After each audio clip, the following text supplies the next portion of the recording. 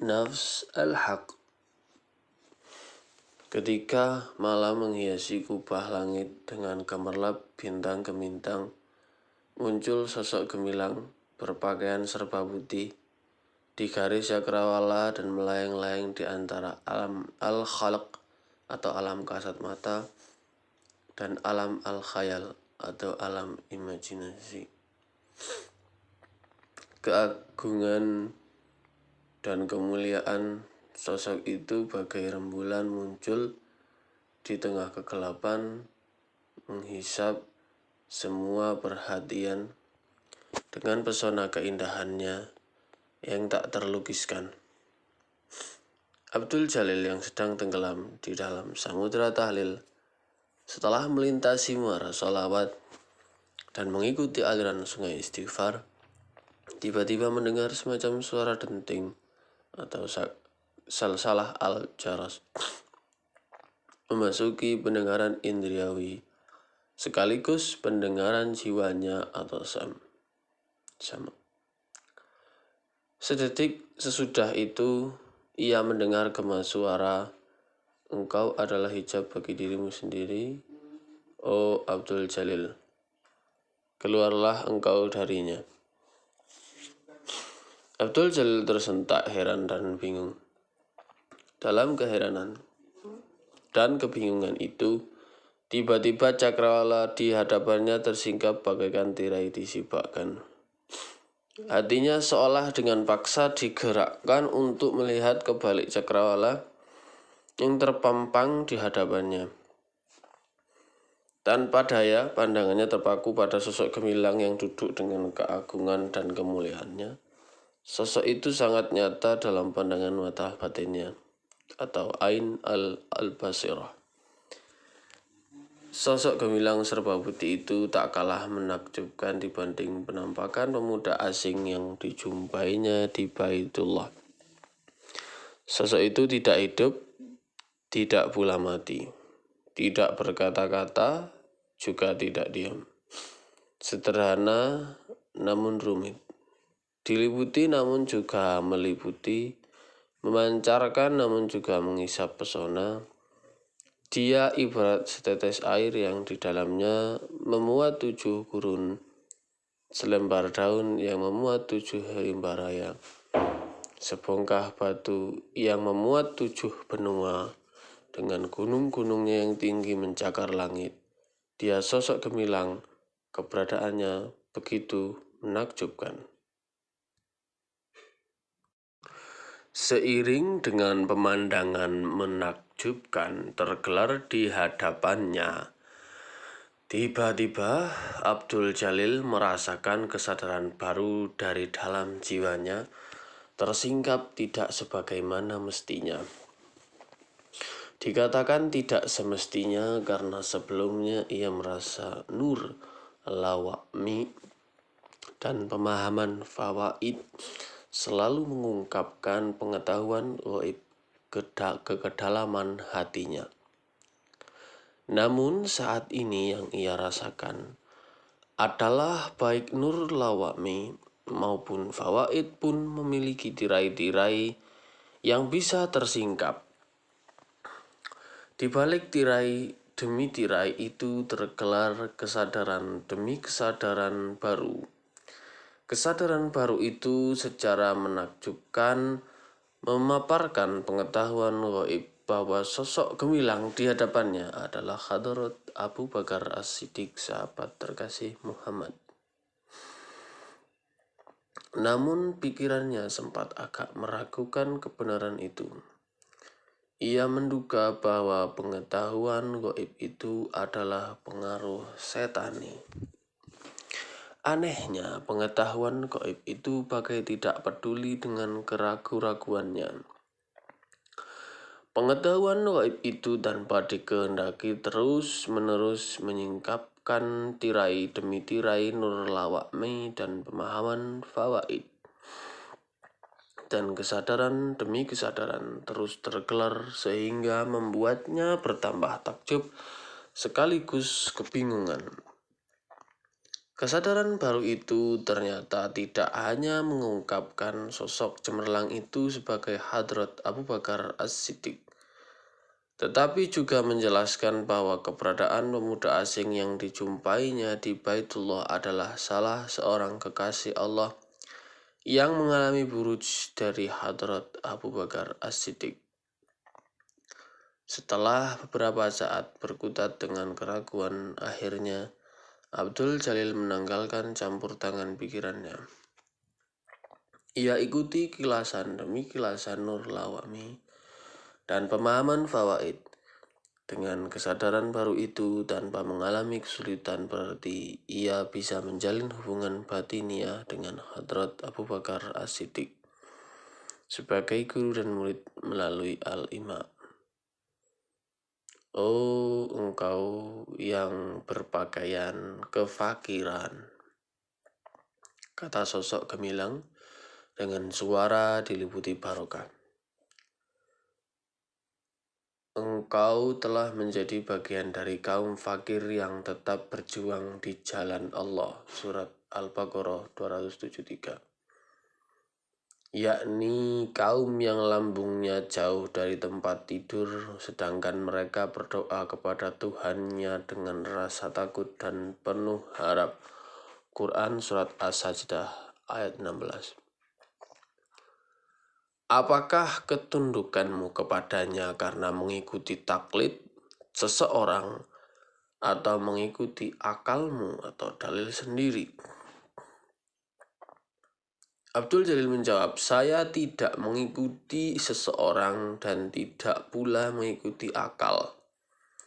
Karena tidak ada daya dan kekuatan pada diri saya untuk mengikuti sesuatu kecuali pasrah dan mengikuti daya serta kekuatannya. Engkau adalah fakir yang tidak memiliki apa-apa. Engkau telah membersihkan segala kepemilikan dari jiwamu, namun engkau masih terbelenggu oleh akalmu, yakni sisa terakhir milik kemanusiaanmu.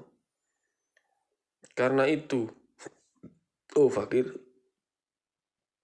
tinggalkanlah akalmu.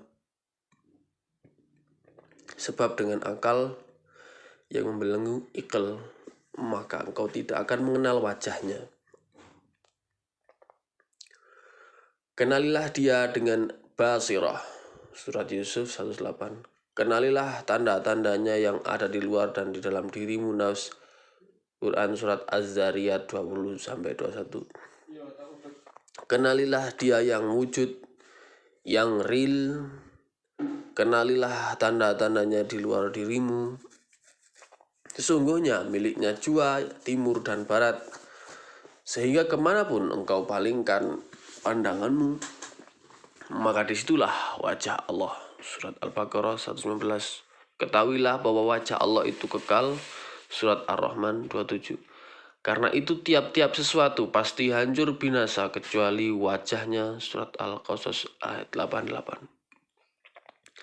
Pahamilah tanda-tandanya di dalam dirimu. Sungguhnya dia maha meliputi segala sesuatu. Surat Fusilat 54. Dia bersamamu dimanapun engkau berada dan dia maha melihat apa yang engkau kerjakan. Surat Al-Hadid ayat 4. Dia lebih dekat daripada urat lehermu. Surat Qaf 16. Sungguhnya Allah bersama kita. Surat At-Taubah ayat 40. Kesadaran demi kesadaran baru tersingkap dari cakrawala jiwa Abdul Jalil seiring dengan terkuaknya ungkapan demi ungkapan rahasia yang disampaikan Hadrat Abu Bakar As-Siddiq. Melalui Al-Ima, Abdul Jalil terkesima dalam pesona dan ketakjuban yang membingungkan. Pengalaman ini begitu menggetarkan betapa pengetahuan yang disampaikan tanpa perantara akal dan indera-indera adalah seibarat percampuran anggur dengan air dalam wadah gelas. Tanpa diaduk, keduanya melarut dengan cepat dan menyeluruh utuh. Setelah mengungkap keberadaan yang ilahi, Hadrat Abu Bakar As-Siddiq mengungkap ada 4 anak tangga rahasia untuk menwujud menuju hadiratnya. Keempat, anak tangga rahasia inilah jalan atau sabil dan cara atau torik rahasia yang diajarkan Muhammad kepada sahabat terkasihnya, Abu Bakar As-Siddiq, saat berada di dalam gua di Jabal Tur. Pertama adalah anak tangga istighfar yang akan membawa salib ke penyingkapan hijab dirinya. Sebab dari istighfar akan tercapai maghfirah yang memancar dari Al-Ghaffar yang maha pengampun, di mana dengan maghfirah itu Al-Ghaffar akan menyingkap selubung hijab Ghaffar. Kedua, ketika hijab Ghaffar sudah tersingkap, maka salik akan mendaki anak tangga sholawat. Pada tahap itu salik menyadari bahwa keberadaan dirinya adalah bagian dari pancaran Nur Muhammad, cahaya yang terpuji, cahaya Muhammad. Sebagaimana sabda Rasulullah, ana min nur Allah wa khalaqtuhum min nur. Khalaqtuka min nuri wa khalaqtu khalqa min nurik. Hanya melalui Nur Muhammad inilah seorang salik dapat melanjutkan perjalanan menuju hakikat al-Muhammadiyah, hakikat yang terpuji, hakikat Muhammad. Ketika salik sudah mencapai pengenalan hakikat al-Muhammadiyah, maka dia akan mendaki anak tangga tahlil, yakni anak tangga penauhidan. Pada tahap ini salik akan memahami makna rahasia yang tersembunyi pada hakikat al-Muhammadiyah. Sebagaimana sabda Rasulullah, ana Ahmadun bila mim dan ana Rabbun Arabun bila ain. Inilah tahap wahdah asyuhud, kesatuan penyaksian. Keempat, ketika salik sudah mencapai tahap syuhud, maka dia akan mendaki anak tangga nafs al-haq, jiwa yang real. Inilah tahap di mana salik memasuki tahap fana atau peniadaan diri, karena jiwa kehidupannya telah terhubung dengan keberadaan al-haq yang tersembunyi di dalam ruh al-haq yang berada di tahta arsy, di Baitul Haram. Hatinya dengan huwa yang mutlak dan tak terbatas. Inilah jiwa ilahi. Allah meniupkan nafs al-haq ke dalam ruh al-haq yang disemayamkan di tahta arsy di Baitul Haram hati manusia. Inilah jiwa yang pengasih, nafs ar-Rahman yang ditiupkan kepada surah ar-Rahman, dan melalui nafs ar-Rahman itulah dia berbicara. Pada tahap fana ini tidak ada lagi pihak yang menyaksikan dan pihak yang disaksikan. Kemenduaan, kegandaan, dan kejamaan telah lebur. Pada tahap ini, al-haq yang tersembunyi secara rahasia di dalam ruh al-haq telah manunggal dengan huwa atau dia yang maha mutlak, sebagaimana kemanunggalan butiran garam dengan air laut. Inilah tahap wahdah al-wujud atau kesatuan wujud, yakni bersatunya al-haq dengan huwa. Keempat, anak tangga rahasia menuju dia pada dasarnya mengungkapkan penyaksian tentang keberadaan paling rahasia dari Allah sebagai sebab pertama, di mana pada asma Allah tersembunyi hakikat dari huwa atau dia yang maha mutlak. Asma Allah terdiri atas 4 huruf, yakni alif, lam, ha. Jika huruf alif pada asma Allah ditiadakan, maka yang ada adalah lillah. Jika huruf lam pertama ditiadakan, maka yang ada adalah lahu. Dan jika huruf lam kedua ditiadakan, maka yang ada adalah hu. Keempat tahap itu adalah suatu kesatuan dari asma, af'al, sifat, dan zat yang tidak bisa dipisahkan satu dengan yang lainnya. Itu berarti mengenal dia harus melalui 4 tahap pengenalan. Pertama, mengenal asma atau nama. Kedua, mengenal af'al. Ketiga, mengenal sifat. Keempat, mengenal zat. Pengenalan ini tidak bisa dituturkan dengan bahasa manusia, tetapi harus dialami sendiri sebagai sebuah pengalaman yang sangat pribadi. Bisakah seseorang merasakan manisnya buah anggur dengan hanya mendengar cerita dan gambaran tentangnya? Bisakah seekor anai-anai dikatakan telah mengenal nyala api jika tubuhnya belum terbakar? Setelah mengungkapkan rahasia menuju dia, Hadrat Abu Bakar As-Siddiq kemudian mengungkapkan rahasia nur yang ditempatkan Allah di antara dua mata Adam. Nur adalah piranti untuk menyaksikan dan mengenal sang cahaya langit dan bumi, sang cahaya di atas cahaya yang dengan cahayanya membimbing siapa yang dikehendakinya mendekat kepada cahayanya. Surat An-Nur. Melalui nur itu pula akan dicapai kehadiran cahaya murni Hadrat An-Nur Al-Mahd yang akan membawa kepada penyaksian Tuhan dengan pandangan Tuhan dari Tuhan, di dalam Tuhan, dan melalui mata Tuhan. Sejak berjumpa dengan Hadrat Abu Bakar As-Siddiq di dalam alam al-khayal, serta mengemalkan jalan dan cara kesadaran demi kesadaran baru pada diri Abdul Jalil bagai tak dapat dikendalikan. Tersinggapnya tirai-tirai nur lawami dan pemahaman fawaid menyebabkan ia berada pada keadaan seperti wadah yang terus-menerus diisi. Pengalaman ruhaniyah yang terkait dengan penyingkapan kesadaran baru ini sebenarnya sudah pernah dialaminya. Namun kali ini perubahannya begitu cepat sehingga ia merasa bingung dan takjub. Pengalaman menakjubkan yang sekaligus membingungkan ini setidaknya dialaminya lagi ketika melakukan tawaf. Seiring dengan langkah kakinya mengitari Ka'bah, tiba-tiba hatinya diliputi hiruk-pikuk hakikat ruhani yang memuji keagungan ilahi. Ia tercenung bingung tanpa dikehendakinya, kilasan demi kilasan kesadaran baru tercurah ke dalam mahligai jiwanya. Pengagungan atasnya yang dikumandangkan mereka yang mengitari Ka'bah adalah pengagungan Al-Abid kepada Al-Ma'bud, pengagungan Al-Khalaq kepada Al-Khaliq, pengagungan yang berakam farq kepada satu kesatuan atau jam. Sedangkan engkau, oh fakir papa yang telah melampaui mereka ke dalam takwa, hendaknya mengagungkannya dengan cara yang berbeda. Sebab engkau adalah Al-Khalil atau sahabat, Al-Habib kekasih, Al-Wali yang dikuasainya, dan Al-Mustafa yang dipilihnya.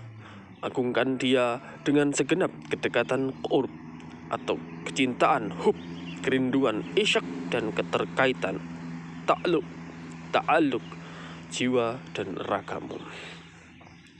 Abdul Jalil tercekat bingung bercampur takjub dengan pengalamannya itu. Selintas pikirannya mengatakan bahwa kesadaran barunya itu adalah bisikan iblis yang akan memerangkapnya ke jurang pengakuan diri. Namun kesadarannya mengatakan bahwa apa yang terungkap itu adalah manifestasi dari Al-Haq yang tidak seorang pun termasuk malaikat mengetahuinya, sehingga tidak ada alasan untuk dipamer-pamerkan sebagai sifat iblis.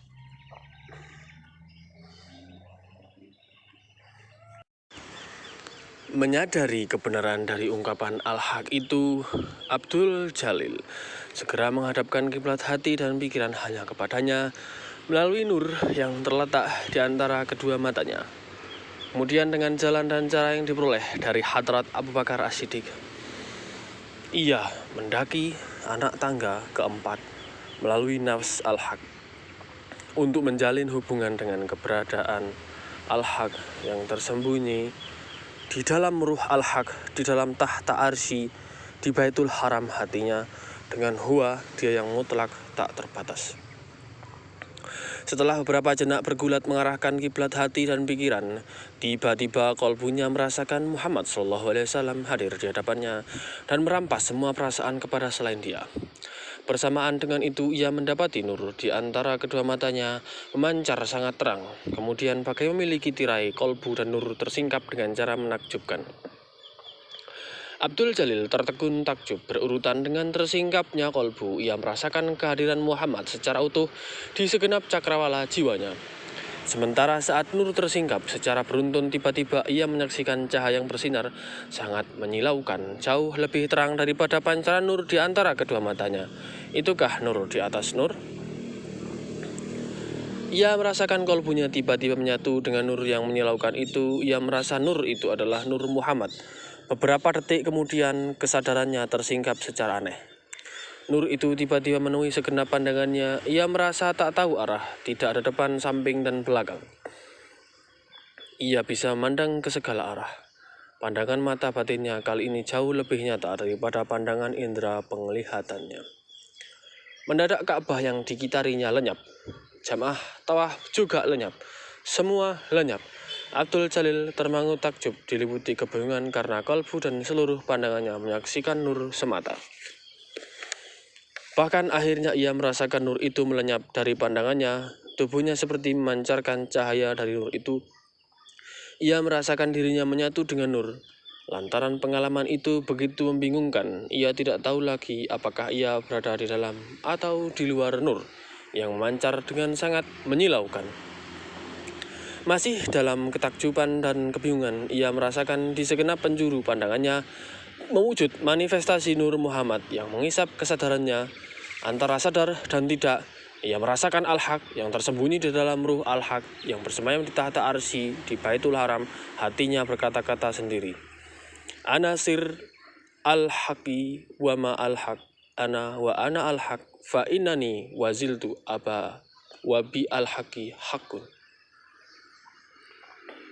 Ketika matahari memancarkan panas api ke permukaan bumi hingga hamparan pasir dan bebatuan memuai di tengah hingar-bingar, suara ribuan jamaah melakukan wukuf, mengagungkan dan memuliakan Ilahi pada Yaum Al-Arafah atau hari Arafah.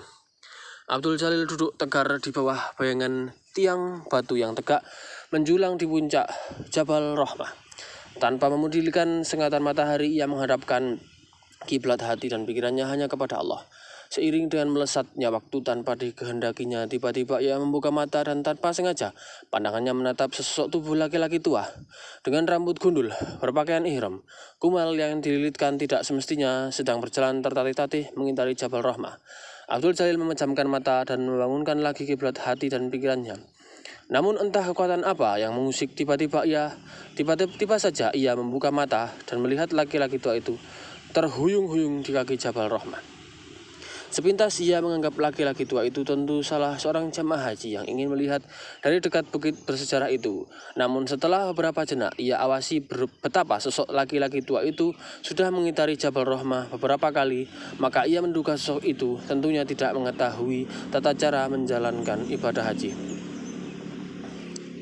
Abdul Jalil merasakan ada keanehan dengan keberadaan laki-laki tua yang terhuyung-huyung hampir tumbang itu. Sebab sedikit pun ia tidak merasakan kilasan nur lawami dan pemahaman fawaid muncul dari kedalaman jiwanya. Lantaran itu ia hanya menduga-duga dan mengira bahwa laki-laki tua itu tentu memiliki anggapan bahwa tawaf selain dilakukan di Ka'bah juga dilakukan di Jabal Rahmah.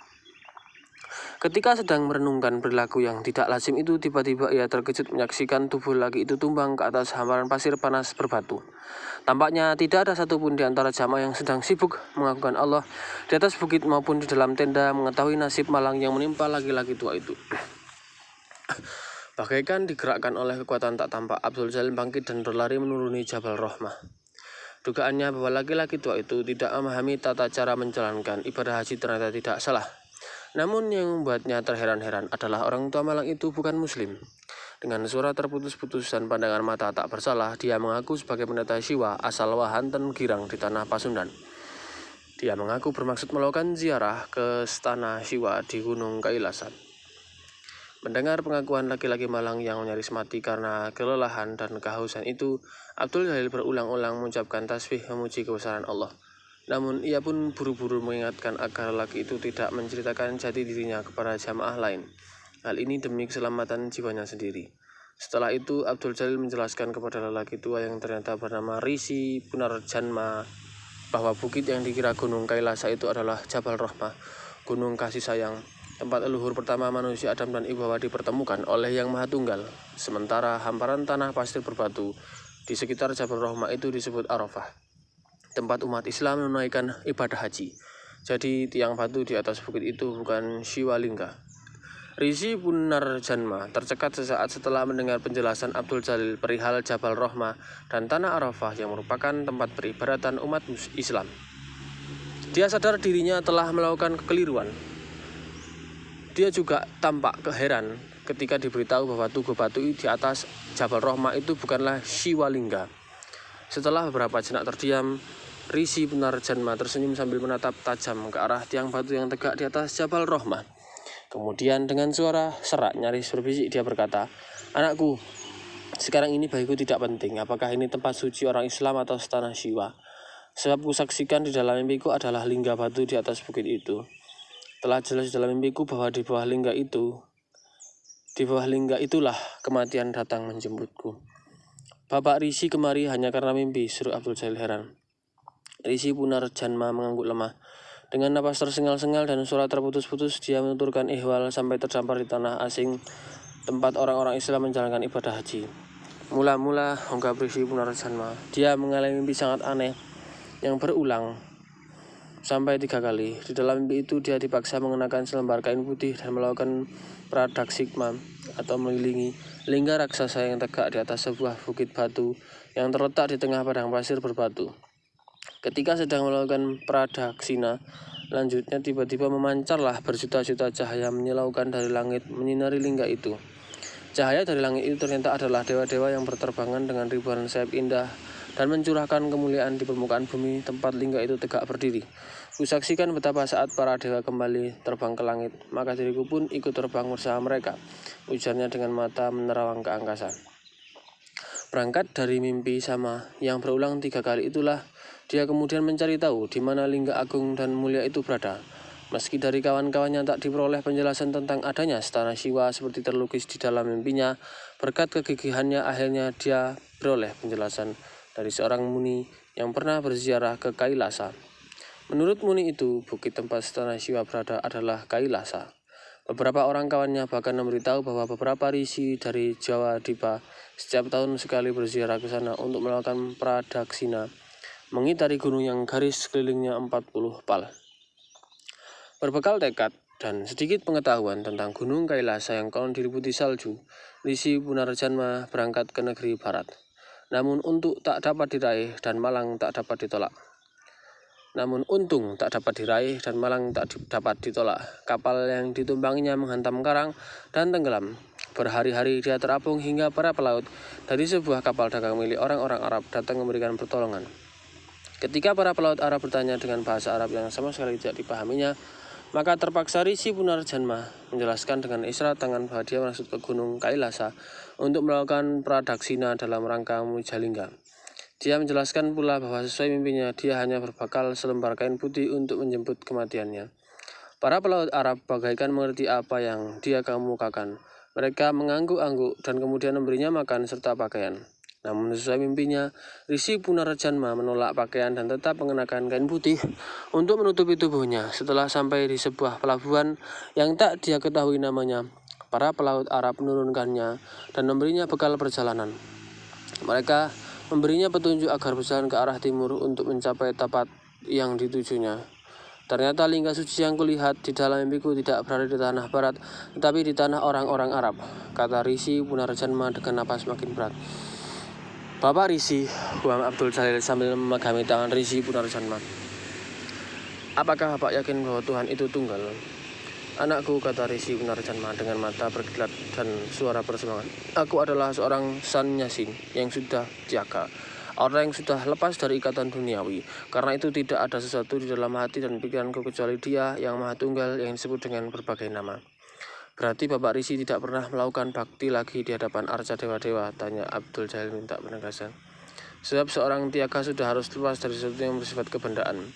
"Engkau benar anakku," kata Rishi Punarjanma menguatkan diri.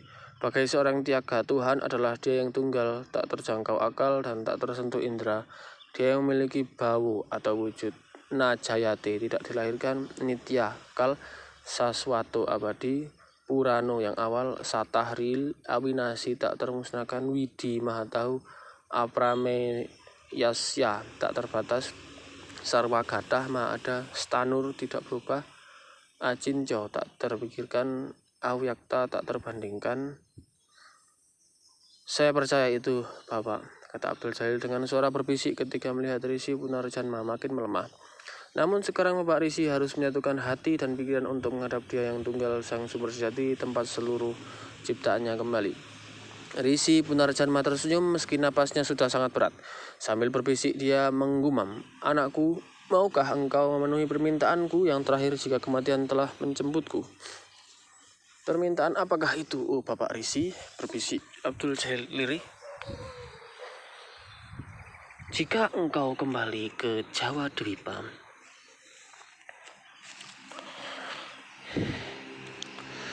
ujarnya lirih, temuilah anak bungsuku yang tinggal di negeri Toho. Dia sejak kecil diasuh oleh adikku Wikusuta Lokeswara, seorang pendeta Bhairawa Siwa Buddha. Sampaikan kepada putraku itu bahwa ayahandanya telah kembali ke Siwapada atau kediaman Siwa, karena setia pada Siwa Marga atau jalan Siwa." "Siapakah nama putra Pak Risi?" "Nirarto," ujar Risi Punarjanma dengan suara tercekat tenggorokan. "Saya akan menyampaikan pesan Bapak Risi jika Hyang Tunggal berkenan," bisik Abdul Jalil lirih di telinga Risi Punarjanma. "Sekarang Bapak Risi hendaknya menyatukan pikiran dan hati untuk menuju Dia." Risi Punarjanma tersenyum meski terasa dipaksakan. Dia berjuang mengatur napas yang makin berat. Beberapa jenak setelah itu dia terlihat meregang seperti berusaha menyatukan segenap konsentrasinya agar seirama dengan alur pernapasannya. Abdul Jalil yang pernah belajar dari Risi Samcitauratah tahu bahwa bagi seorang Risi yang sudah mencapai tingkat tiaga, tampaknya soal menuju kematian bukan hal yang sulit. Itu setidaknya terbukti betapa setelah beberapa janak mengatur pernapasan dan konsentrasi, menghadapkan kiblat hati dan pikiran hanya kepada yang ilahi, ruh Risi Punarjanma meninggalkan tubuh wadaknya yang terkulai lemas di dekapan Abdul Jalil. Abdul Jalil menarik napas berat sambil memangku kepala Risi Punarjanma. Segala peristiwa menakjubkan dan pengalaman aneh yang terjadi padanya adalah kehendaknya semata. Perjalanan Risi Punarjanma merupakan bukti tak terbantah bahwa kehendaknya adalah di atas segala-galanya. Manusia hanyalah objek tanpa daya. Manusia pada hakikatnya tidak memiliki kehendak apapun.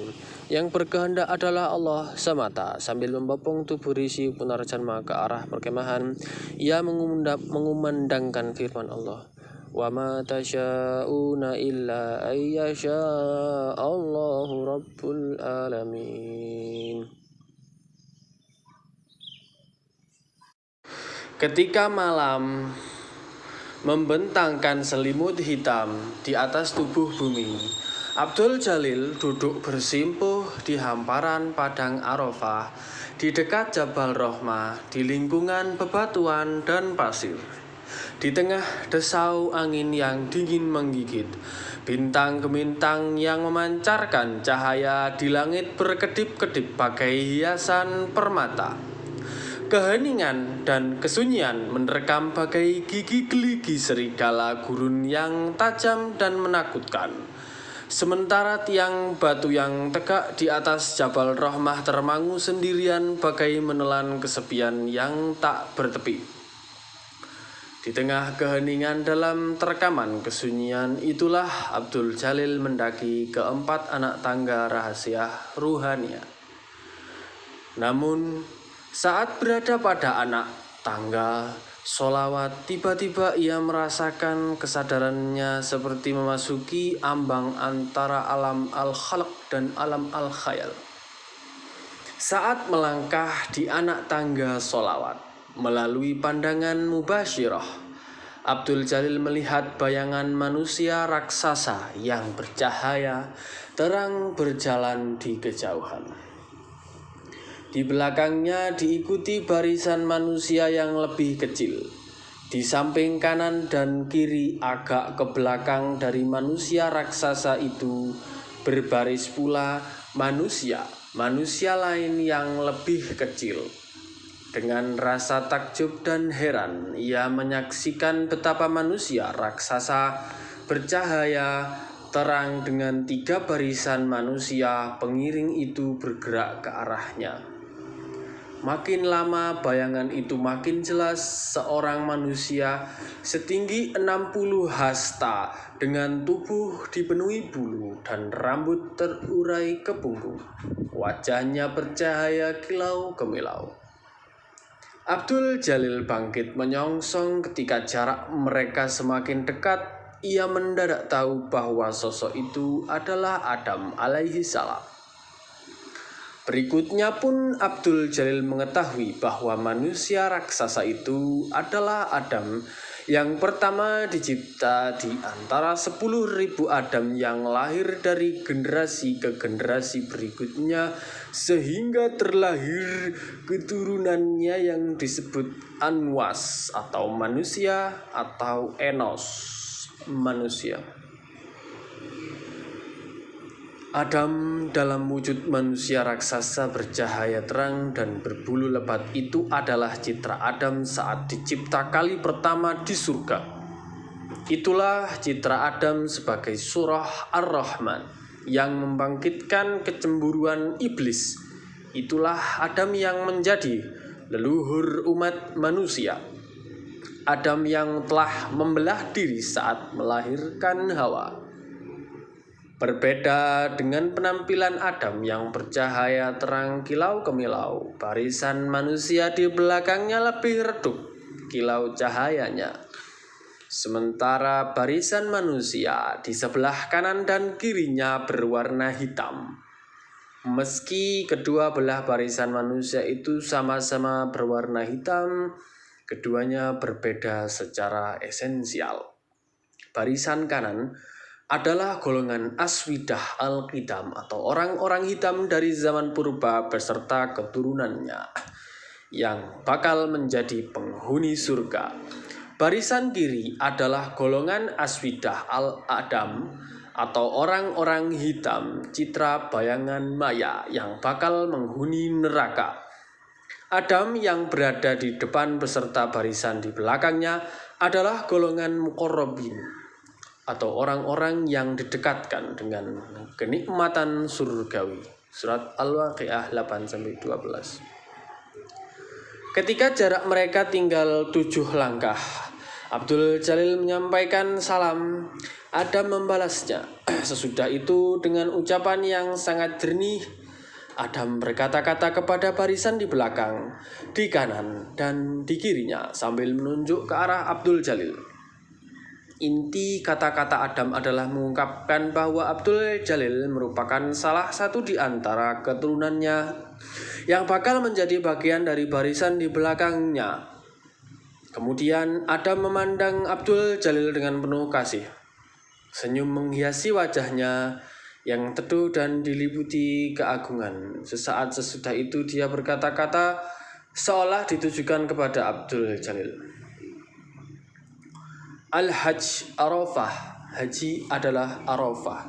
Pada makan atau tempat ini engkau menjadi dekat qurb, dan pada zaman atau waktu engkau ini akan menjadi ma'rifah kepadanya. Di Arafah ini dia telah menyempurnakan bagimu agamamu, telah dia cukupkan nikmatnya bagimu dan telah diridhoinya Islam sebagai agamamu. Surat Al-Maidah ayat 4. Dengan penuh kekaguman dan ketakjuban, Abdul Jalil mendengarkan kata-kata Adam. Namun, ketika memandang lebih tegas pada wajah leluhurnya itu, betapa terkejut ia saat menyaksikan pemandangan yang tak pernah dibayangkan dan diimpikan sebelumnya. Di dalam penglihatannya, wajah Adam adalah wajahnya sendiri. Abdul Jalil tertegun diliputi ketakjuban dan ketidakmengertian, seolah-olah ia sedang berdiri di muka cermin dan melihat pantulan wajahnya.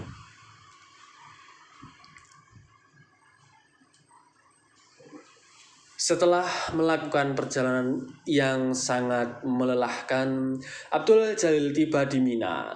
Saat itu rembang senja mulai menyelimuti bumi dengan permadani hitam bersulam hiasan merah cakrawala sutra.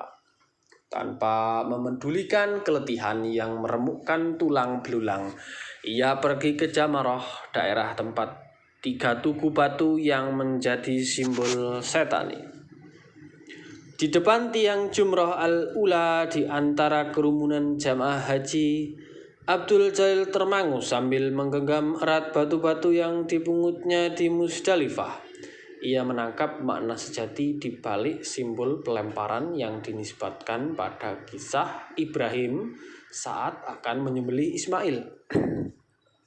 Jelas sekali bahwa makna pelemparan batu itu adalah simbol penegasan atas akal, aturan kebumian, pamrih duniawi, dan pelepasan atas materi yang seluruhnya adalah citra setani yang harus dilepaskan dari keberadaan manusia yang bertauhid.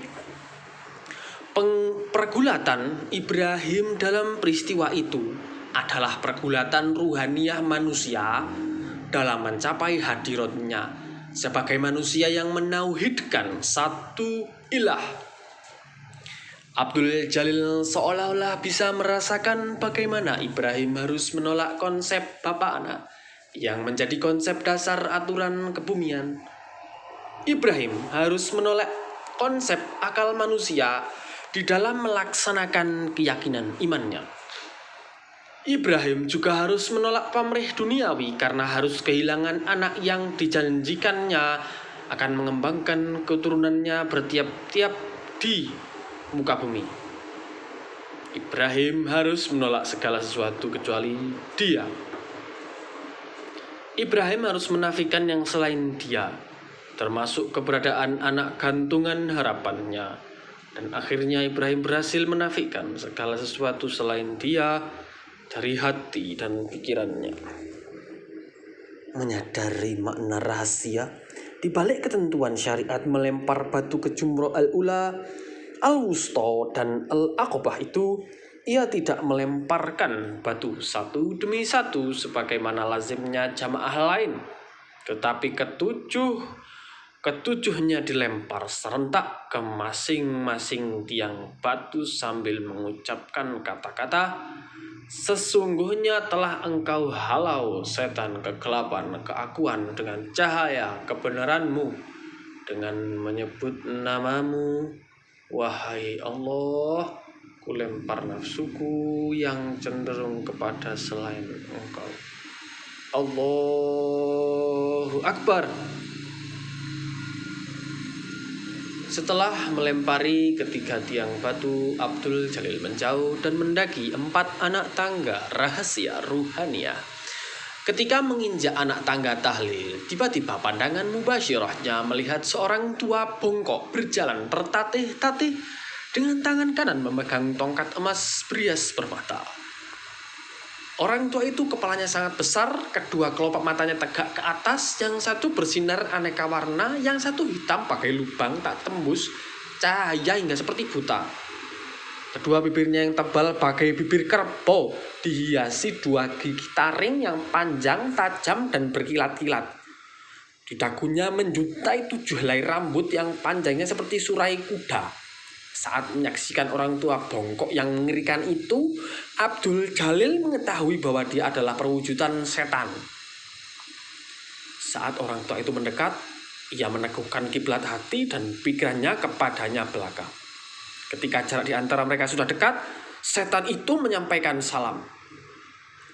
"Assalamu alaika ya Abdul Jalil." "Assalamu lillah ya la'in," sahut Abdul Jalil. "Kenapa engkau kemari, makhluk yang dikutuk?" "Aku mendatangimu karena aku melihat engkau sangat berbeda dibanding manusia lain," kata setan sambil mengangguk-angguk.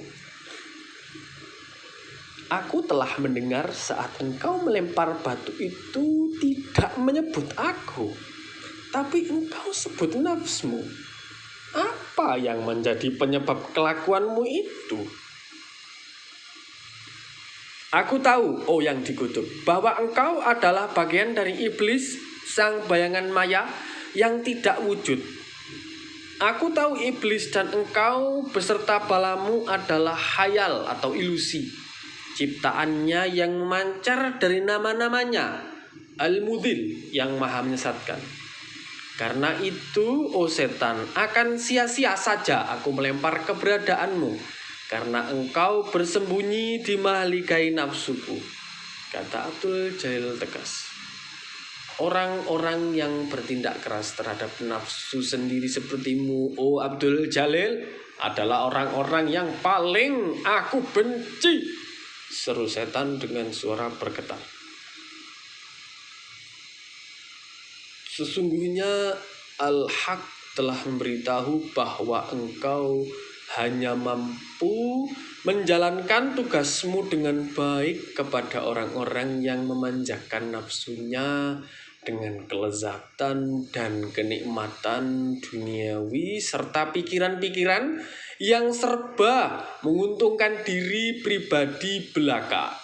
Sementara kepada mereka yang meninggalkan segala sesuatu selainnya, maka engkau tak mampu mempengaruhinya, kata Abdul Jalil.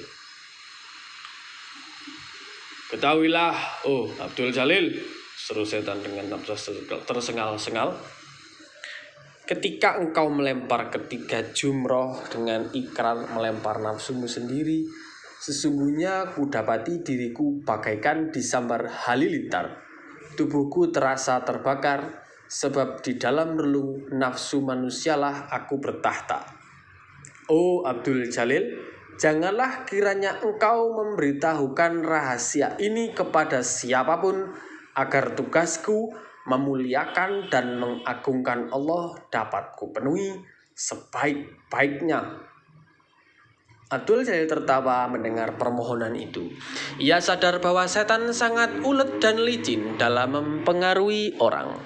Setan tidak pernah menyerah dalam upaya menjerumuskan manusia ke jalan sesat yang menyimpang darinya. Itu sebabnya dengan tegas ia menolak. Aku tak akan terperdaya oleh kelicikanmu, oh Abu Murrah. Karena tanpa engkau minta pun aku tidak akan memberitahukan kepada siapapun tentang apa yang telah kulakukan. Sebab aku tahu, meski seseorang mengucapkan kata-kata seperti yang kuikrarkan, jika hati dan pikiran mereka masih terikat pada pamrih duniawi, maka tidak akan ada artinya sama sekali. Karena itu, oh Abu Murrah, biarlah mereka yang melaksanakan ibadah haji tetap mengikuti ketentuan yang sudah diatur oleh hukum syariat. Mendengar ucapan Abdul Jalil, orang tua bongkok jelmaan setan itu meraung-raung sambil mengetuk-ngetukkan tongkatnya ke atas tanah. Dia tampak diliputi amarah. Abdul Jalil bangkit dan berjalan mendekati tiang batu sambil berkata, akan kutunjukkan kepadamu, oh makhluk terkutuk, dimanapun engkau bersembunyi, maka engkau tetaplah bayangan maya yang tanpa wujud. Engkau hanya khayal yang terkutuk. Apakah yang akan engkau lakukan? Seru setan dengan suara gemetar. Abdul Jalil diam. Ia terus melangkah mendekati tiang batu. Tidak dihiraukannya seruan-seruan setan yang mengharu biru di belakangnya. Abdul Jalil menunduk, memungut sejumlah batu yang berserakan di sekitar tiang batu. Setelah terkumpul 20 butir, ia tegak berdiri di hadapan tiang Jumroh Al-Aqabah. Kemudian dengan sekuat tenaga, ia lemparkan batu-batu yang digenggamnya sambil berseru, Rajman li asyaitan waridaka rabbi. Allahu Akbar. Bersamaan dengan terbenturnya batu ke Jumroh Al-Aqabah, terdengar raungan panjang dari orang tua bongkok yang berdiri di belakang Abdul Jalil yang diikuti oleh lenyapnya tubuh tua jelmaan setan itu. Suasana mendadak hening, sunyi, senyap. Di tengah hamparan kesunyian, di bawah selimut hitam malam, sambil bersila membelakangi ketiga tiang batu Jumaroh, Abdul Jalil meneguhkan lagi perjalanannya mendaki anak tangga tahlil hingga masuki hamparan nafs al-haq. Malam itu bagaikan mengulang peristiwa penyembelihan Ismail oleh Ibrahim. Ia mendapati dirinya tenggelam ke dalam samudera tauhid setelah keakuan pribadinya terkapar pasrah di mezbah persembahan sebagai domba sembelihannya.